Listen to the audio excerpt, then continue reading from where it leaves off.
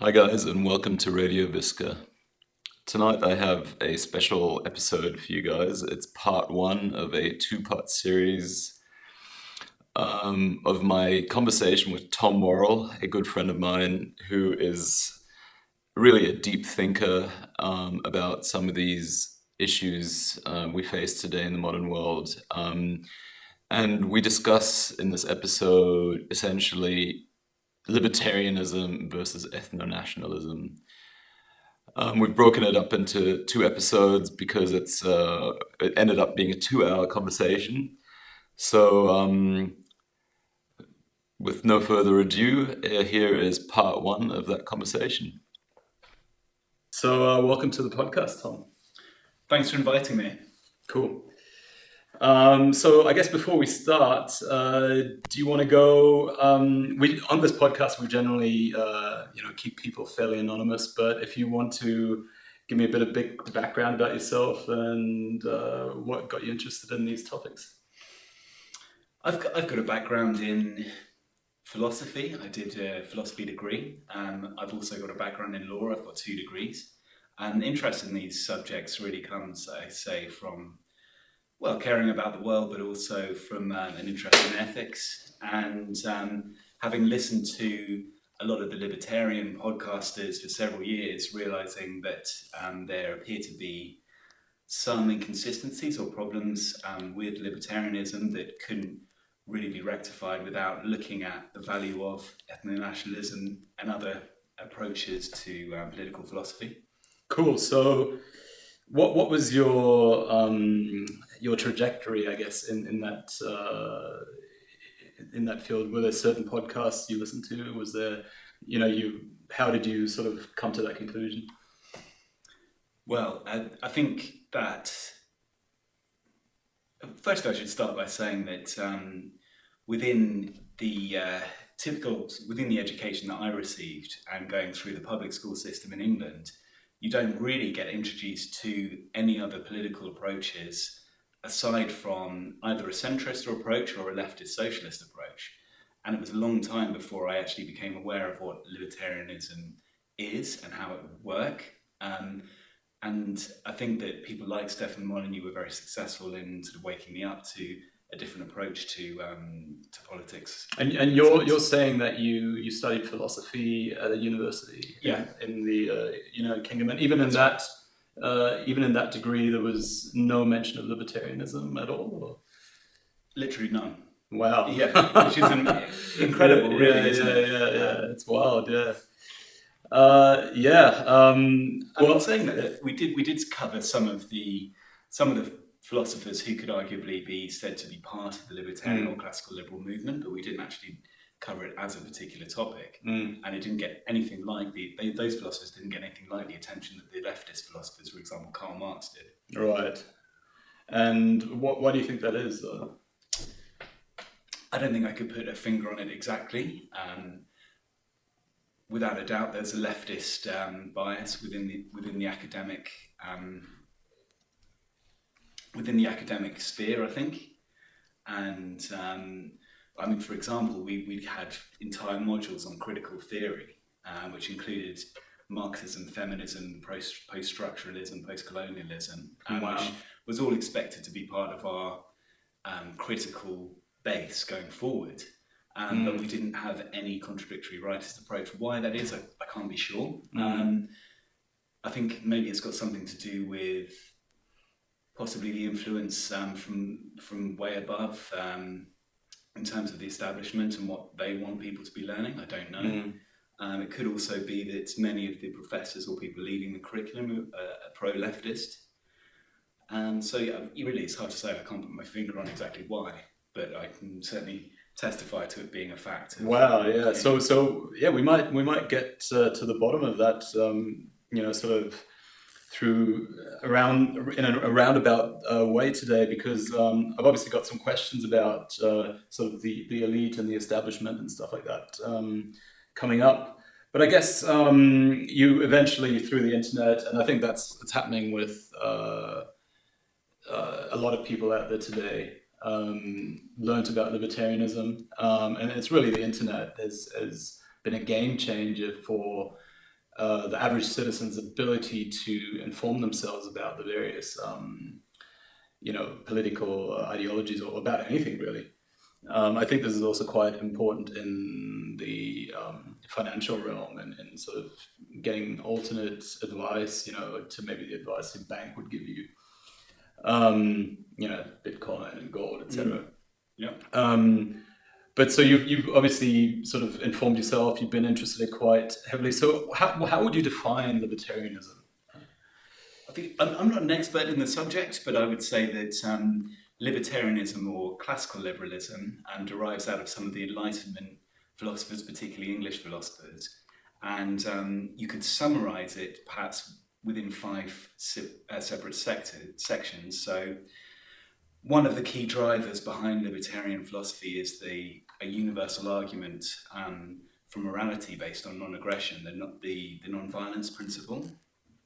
So it's the idea that using force in order to achieve your ends against anyone is wrong in most scenarios, and they like to stick to that in terms of how they conduct their personal relationships, but also in terms of society as a whole.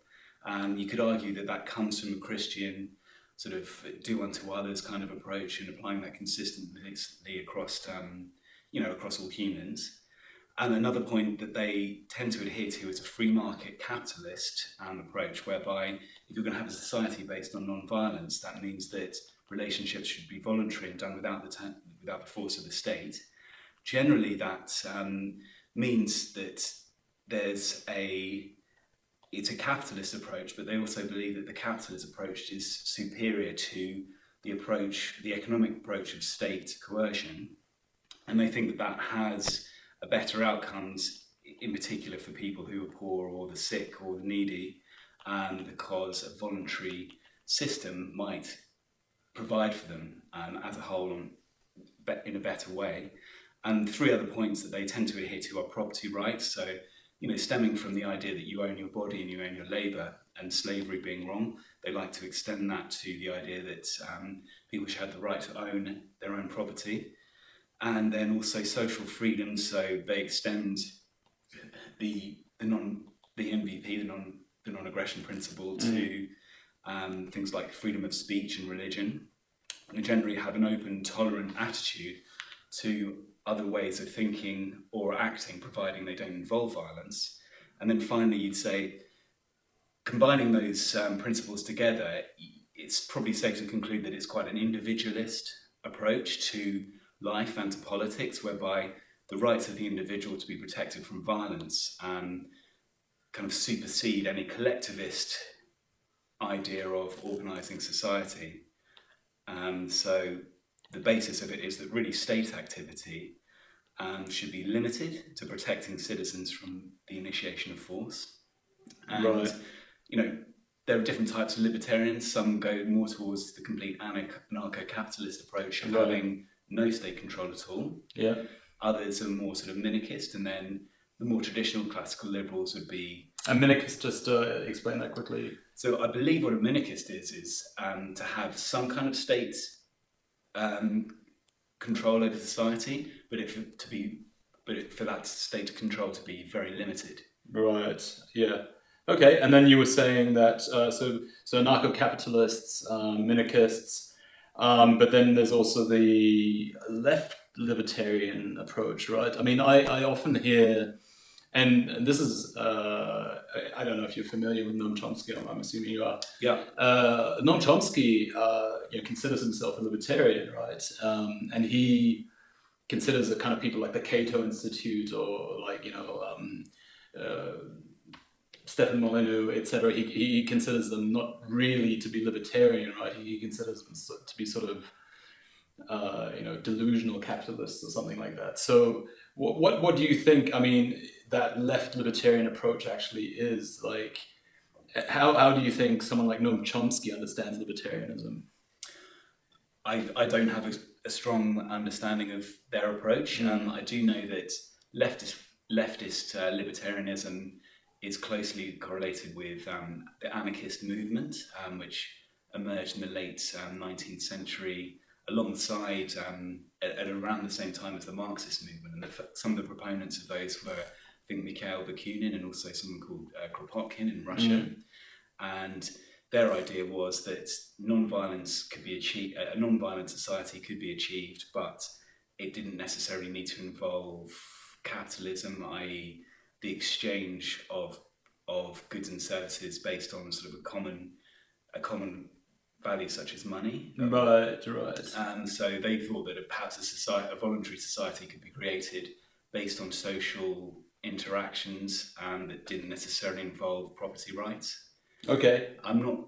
That's as far as I can go really with that. So there's there seems to be some inherent contradictions in that way of thinking, that really a medium of exchange is not really a capitalist idea, right? A medium of exchange, a currency and money, is a sort of utility that just makes trade easier, right? So if you're going to have trade, you're not going to drag your cows to trade against the palm tree, or you're going to have that intermedium, whether it's gold or some other seashells, and as soon as you have an accumulation of those mediums of exchange, you end up having a set by de facto capitalism. So I find the left libertarian thinking quite complicated, because I never can really understand how they can achieve equality while at the same time not using aggression, not using violence, because it seems to me that if you allow for trade, which you have to if you're not going to be violent against people, because people are going to trade naturally, right? Even in the most basic form, trading, food for other types of food, the berries for the deer, whatever. If you allow that, which you have to, because you can't use aggression, you can't coerce people, then you also have to allow the creation of currency by whoever, by the bank, or just through mutual agreement. And if certain people are just going to be better at saving, going to be better at accumulating, are going to be luckier, and will therefore essentially become capitalists. They will have a whole pile of gold, a whole bag of gold, and I'm not sure what someone like Noam Chomsky or Kropotkin or Bakunin's answer to that would be. I don't know if it has been answered by them. I don't know. It's an interesting point, and I think that you probably identifying one of the key distinguishing factors generally between leftists and right and approaches on the right, which is a unequal outcome. So the leftists, or the idealistic leftists, tend to believe that equal outcomes are possible to achieve for all members of society, that an equal standard of living is achievable, and that some people won't necessarily rise to the top or be more successful, and that success will be curtailed and will be redistributed amongst the have-nots, as it were. And whereas even on the right, a libertarian approach would, as you say, involve some people becoming more successful.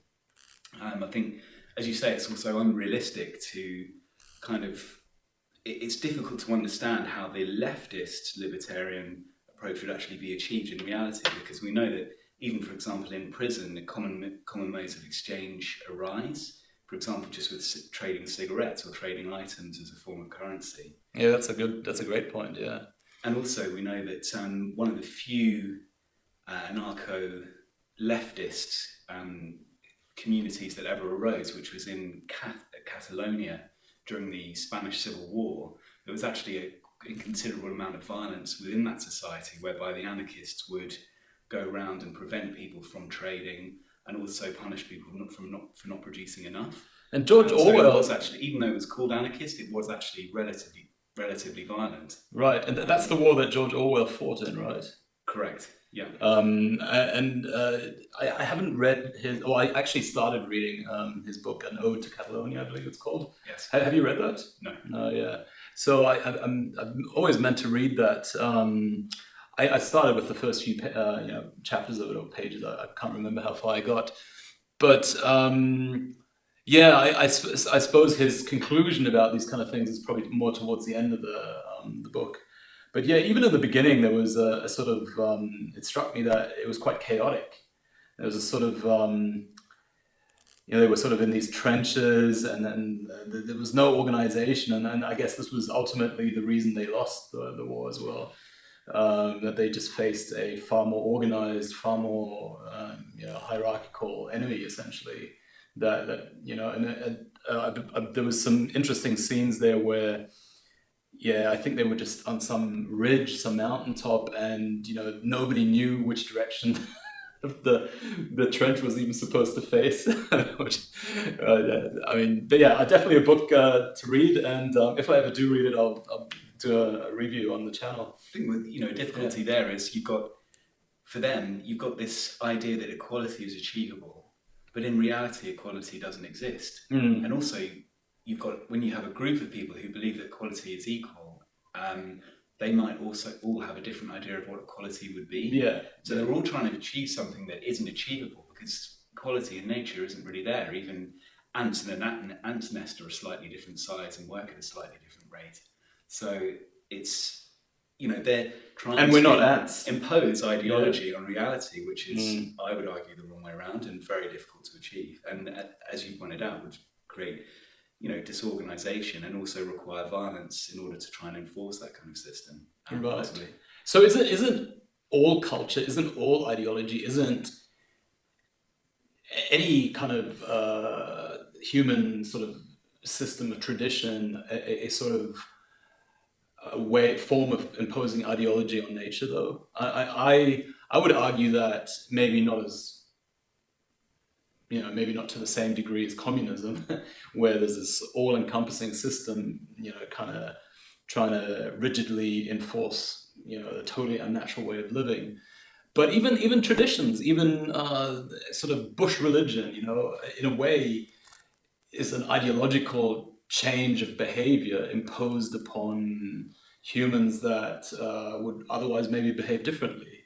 Wouldn't so it's interesting there that, this is something we might get into later, and that's also, I think, where ethno-nationalism comes in, that there's some inherent weaknesses, I think, to libertarianism, and that's something I wanted to talk about next, maybe.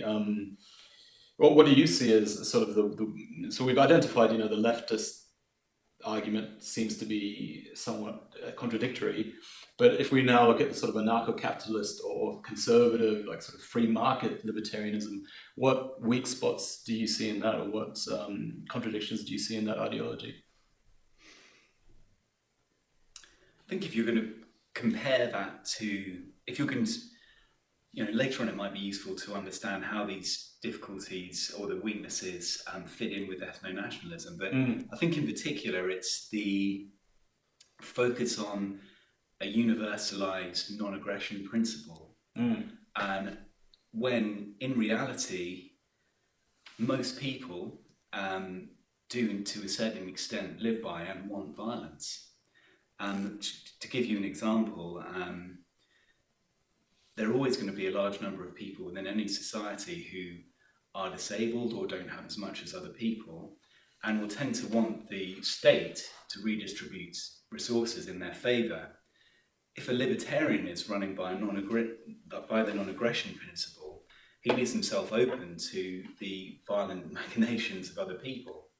So in a sense, one of the problems that I see, and I'm not an expert on this argument, but one of the problems I see is that libertarians don't really have much in the way of protecting themselves from violence. And in fact, all across nature, you will see violence really as a method of asserting territory, power and resource, which, as I said, appears to leave libertarians vulnerable. And then if you're going to have a state or a group of people together, it appears to me that an organised and centralised force needs to be there in order to defend them against an organised and centralised force from another group. Right. So if you've got a community of individuals who aren't really organised to protect their own interests using violence, then it appears to leave them quite open and vulnerable to groups who are prepared to. For example, as you mentioned in the Spanish Civil War, the anarchists in Catalonia, I believe, were eventually overtaken by the communists, who had a much more centralized approach and also had funding from a state abroad, which gave them better resources. Which state was that? Was that the Soviet Union? I believe it was the Soviet Right, Union. yeah. I'm not 100% sure on that.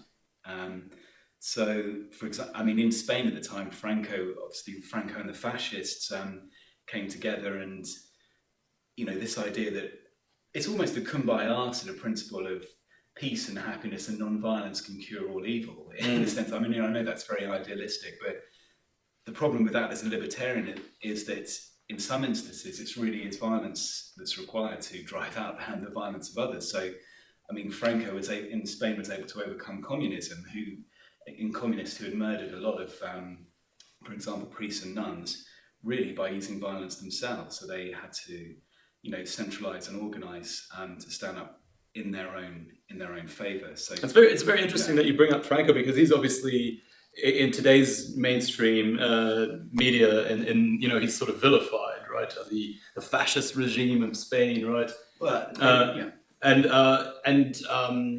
it's sort of, I think that this vilification actually is at its root. There is this sort of question of violence, right? Because I've been thinking a lot about violence recently as well, and obviously I think the libertarian answer to what you were saying now is that in self-defense, violence is of course acceptable to a libertarian. But where do we draw that line, right? Does a gradual change of one's society, does a gradual sort of non-violent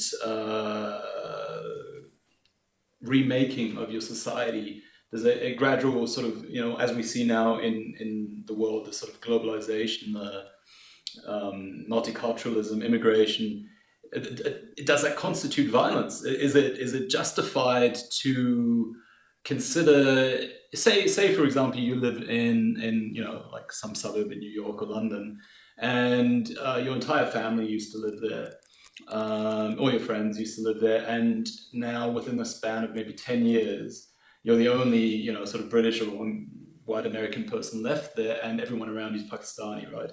Well, no violence occurred, really. Yeah. I mean, let's assume that all these Pakistanis are extremely well behaved, and there's never any criminality, and you're really looking at an ideal libertarian, form of immigration where no violence occurs at all.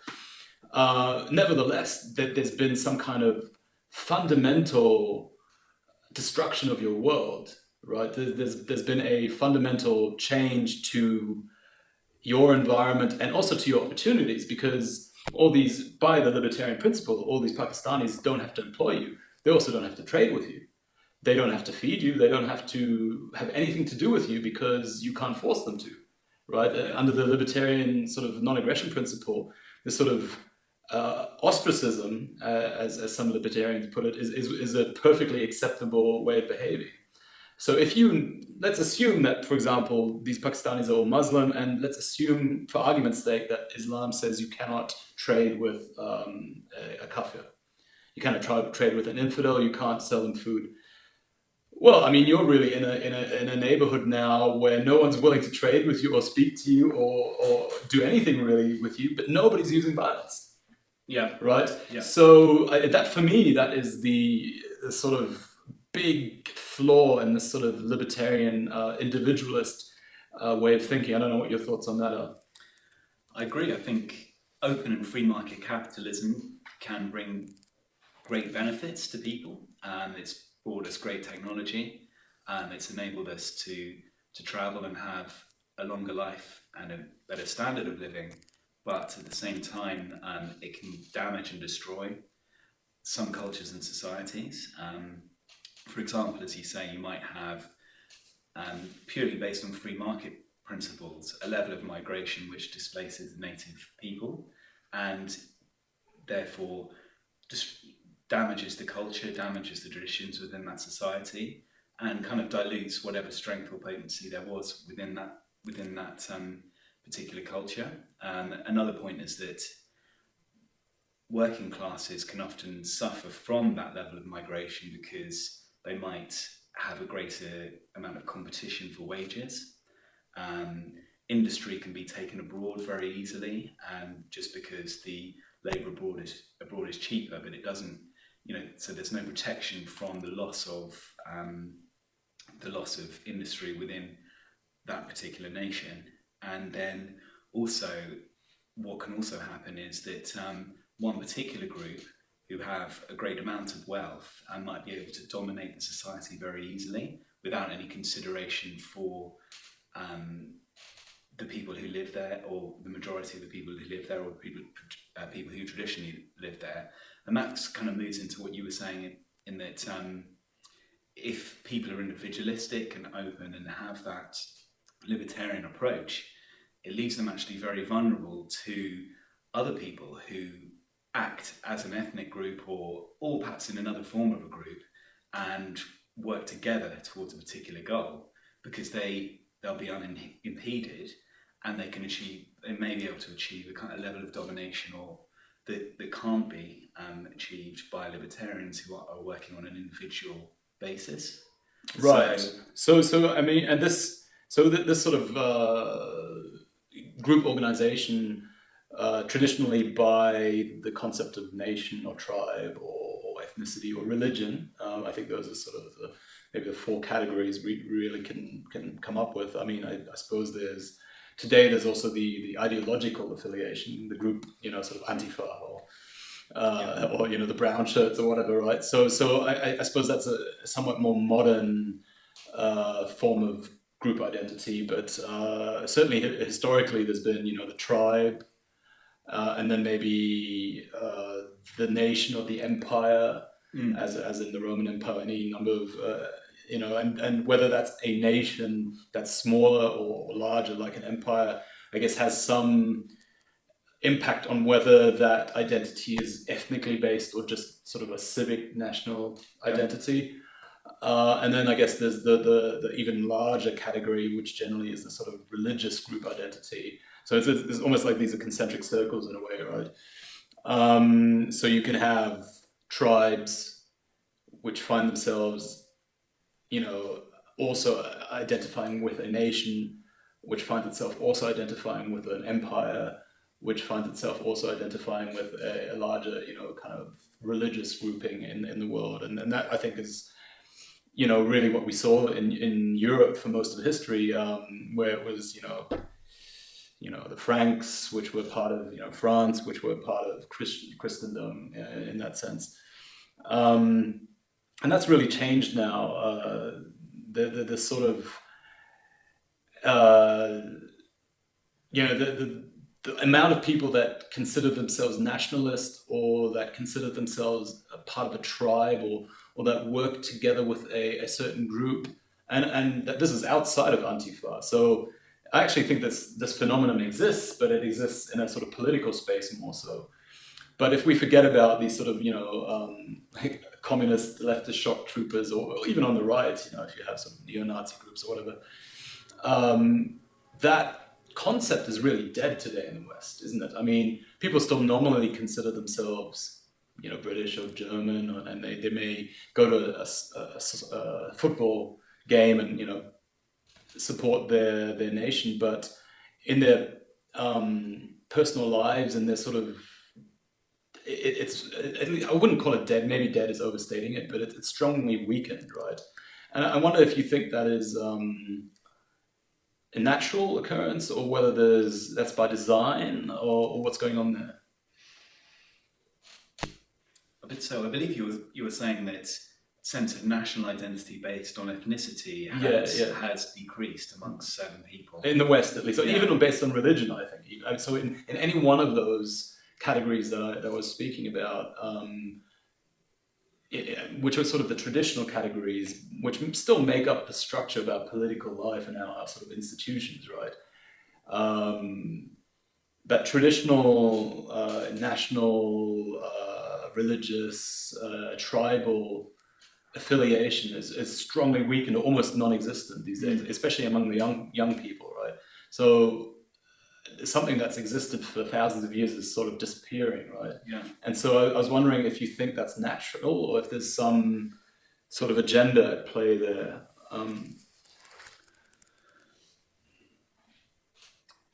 I think, I mean, there are probably quite, I mean, I'm not sure, but I think there are probably quite a lot of different influences that feed into that. The universal approach to morality, in terms of Christianity, may have had an impact in weakening the more ethnocentric belief systems, particularly amongst Europeans. So, for example, the pre-Christian religions tended to be particularist or tribalist to a certain extent, whereas Christianity holds universal morality. Also Islam. And Islam. Yeah. Islam to all Muslims, and Christians and generally non-Christians. Right. So you're saying that Christianity even is sort of universal towards non-Christians in a sense. I think that would, if you are a Christian, it would necessarily entail that you would put that morality before any kind of loyalty towards your own ethnic group. Another influence could be the sort of maybe the ideology of both old leftism in terms of Marxism, whereby rather than seeing humanity in terms of your own ethnic identity, you might see it in terms of oppressed and oppressor, and focus on, a kind of achieving a kind of economic utopia based on equality.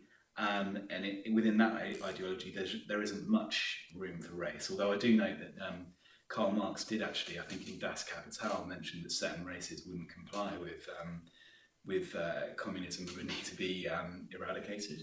Really? But I believe that's. I think he talked about the.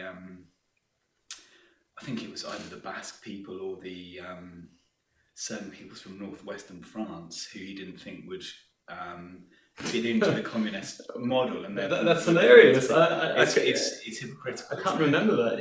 Yeah, right. I mean, that's a while since I've read the book. I haven't got that. That's may not be exact. But I think there's something along those lines in there.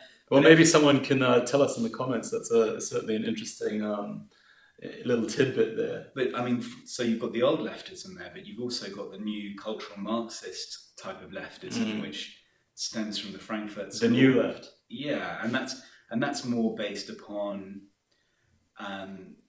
opposing identities, not in terms of bourgeois and capitalist, but saying that, I don't know, certain people are oppressed and certain people aren't. And if certain people hold ethnocentric views or adhere to traditionalism, that's bad. If others do, that's okay, because they're in the oppressed and oppressor category. And that may discourage people from pursuing or thinking along ethnic lines, and particularly in the West today, whereby, I mean, for example,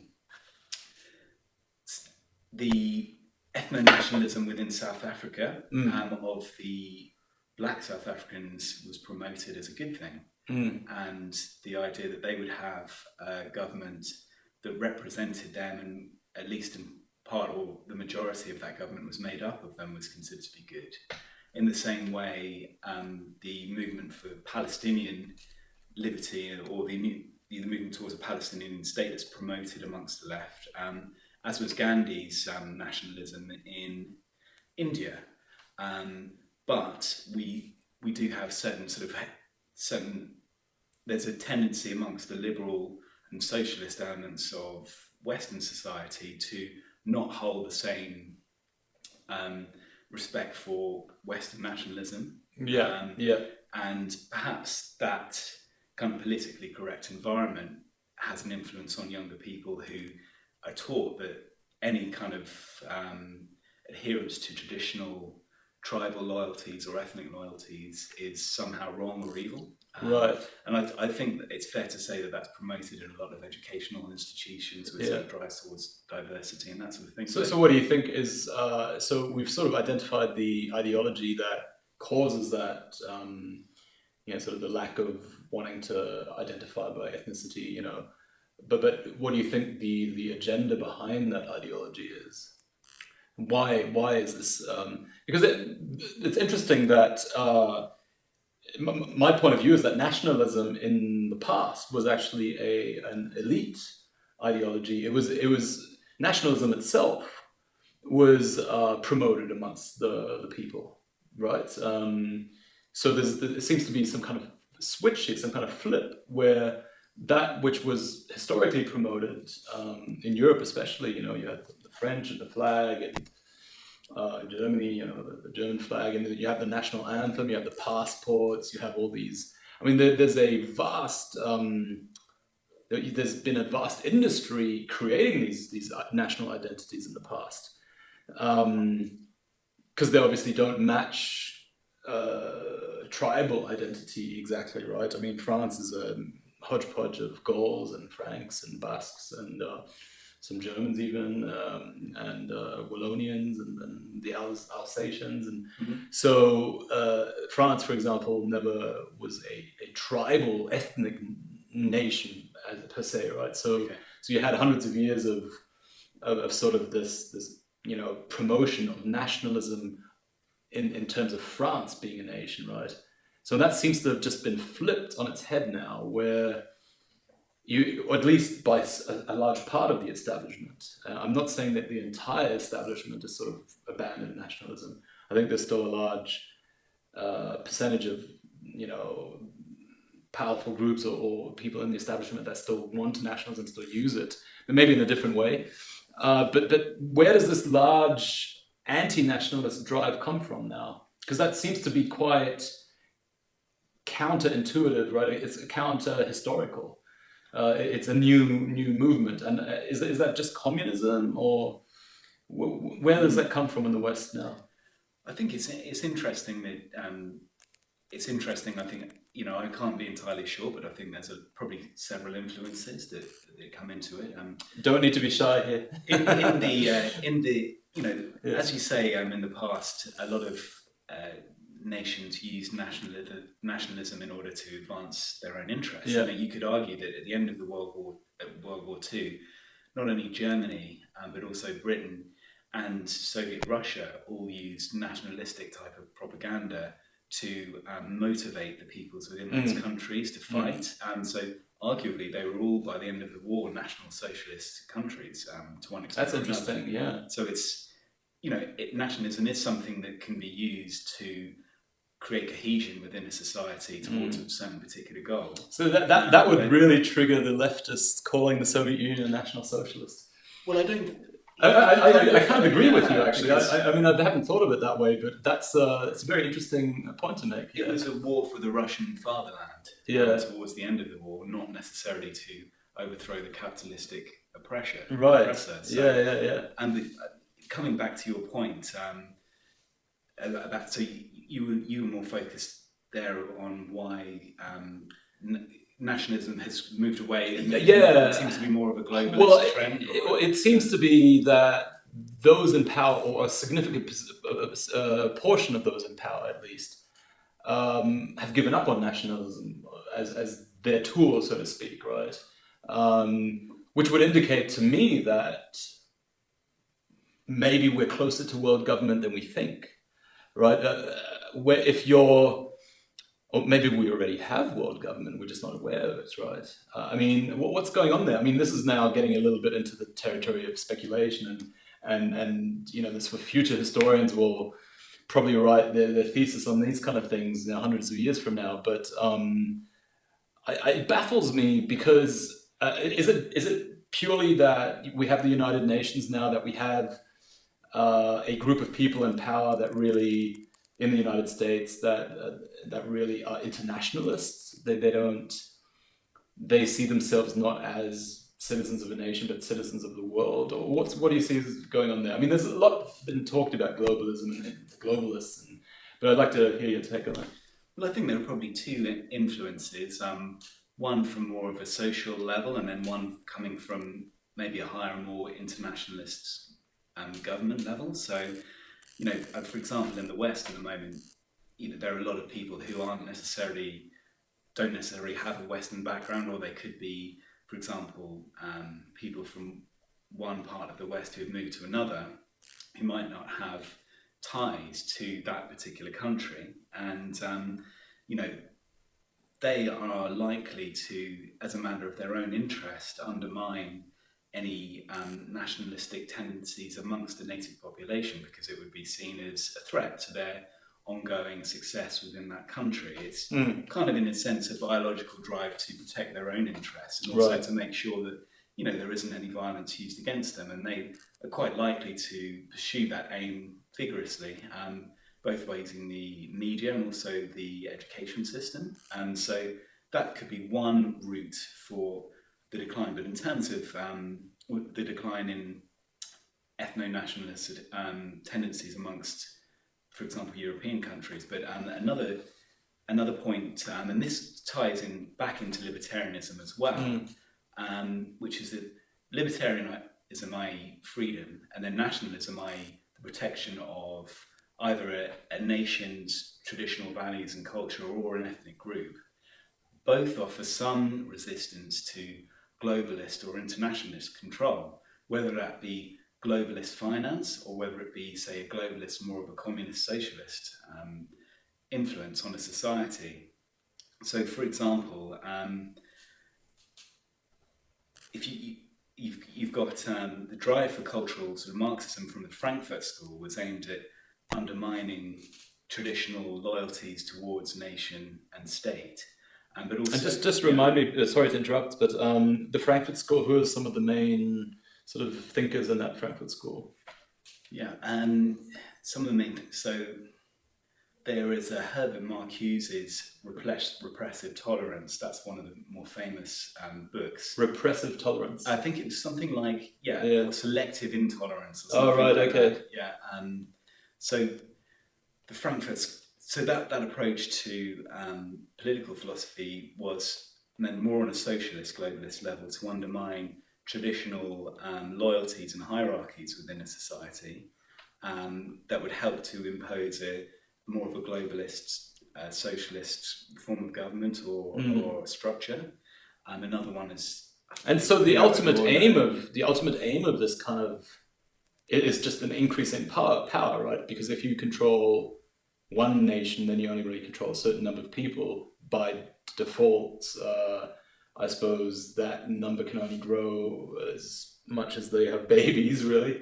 So I suppose if you have a rapacious elite, sort of a power-hungry group of people, that in the end, globalism is the clear choice, because you can expand your power sort of exponentially, really, right? You're not limited by anything, really, whether it's language or currency or geography or ethnicity.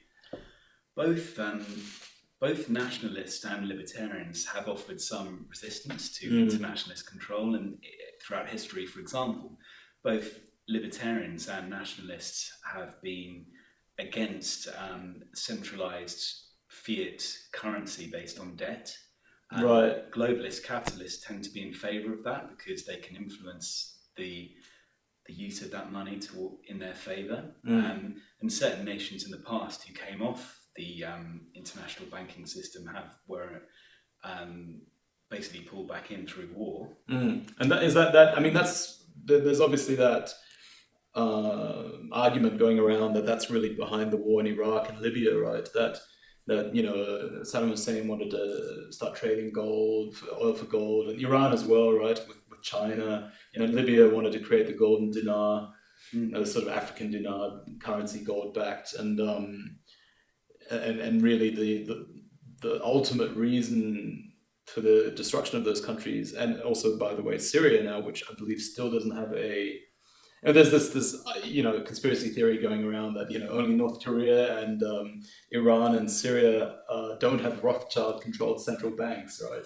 I don't know how much truth there is to that, but what do you think about that? Well, it makes sense. I don't know the exact facts, but I would say that connects liberty with nation. So if you've got a nationalist government that does act in the favour of its own people and declines to have a debt-based currency whereby that nation is put into debt, large rates of interest, that protectionism can prevent external influences from infiltrating the country. with the Libyan invasion, I know that after the invasion and after Gaddafi was overthrown, And that country, that country was, the laws changed in terms of how international corporations could come in and do business. Under Gaddafi's regime, a certain number of local employees had to be used, and there were nationalist restrictions on how international corporations could work. After the war, those were done away with. So it facilitated the opening up of that market to international corporations who could profit and extract wealth in a much easier way. So in that sense, the economic liberty and right of self-determination of the Libyans was to a certain extent protected by Gaddafi. So nationalism and, in a sense, free markets, or not necessarily free markets, but the right to self-determination that's often synonymous with libertarianism, were both done away with by a globalist influence. Right. I'm not exactly sure on the facts there, but there does appear to be a common ground. Right. So, but that's interesting, right? Because you could make an argument that international corporations being allowed into Libya is libertarianism, right? Yes. So I'm often confused, because for me, globalism is the natural consequence of libertarianism. In a sense, protections at the border are violence, right? Yeah. Tariffs are violence because, like all these lines on the map, they don't really exist, right? If you look at a map of the world, there's just fields, there's just forests. The line is imposed through violence, really, right? If we didn't have border patrols or guards, stopping people from shipping stuff across the border, which is violence, well, you'd have a globalist world already. So for me, libertarianism is really the root ideology behind globalism.